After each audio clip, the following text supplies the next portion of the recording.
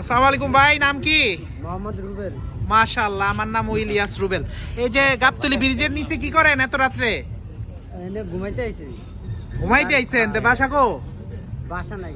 বাসা নাই? কি কাজ করেন? যেটা পাই এটাই করি। মানে লেবার এখানে গাবতলী বাসটা গরুয়া টিটার ঘাটে যা কাজ পান তাই করেন, তাই না? তাইলে এই শীতের রাত্রে এই একটা লুঙ্গি পিন্দা আছেন খোলা আকাশের নিচে এই ল্যান্ডিং স্টেশনে, এখানেই ঘুমান? জি। আচ্ছা, তো কম্বল টম্বল নাই আপনার? কিছু নাই? না কিছু নাই।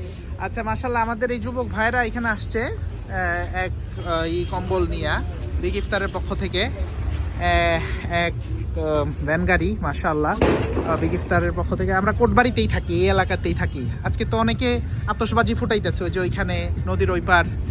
তো আতশবাজি ভালো, বোম ফোটানো ভালো নাকি কম্বল দেওয়া ভালো, কোনটা ভালো? কম্বল দাও। আচ্ছা, সবাই তাই বলতেছে। বেশাক, এটা একটা শিশু বাচ্চাও বলবে, এটা বলার জন্য না, মানুষকে উৎসাহ দেওয়ার জন্য। ঠিক আছে, এমনিতেই কষ্ট কইরা থাকতেছেন, আল্লাহ তাআলা আপনাদেরকে আরো ভালো রাখুক, আমাদের একটা ক্ষুদ্র প্রচেষ্টা।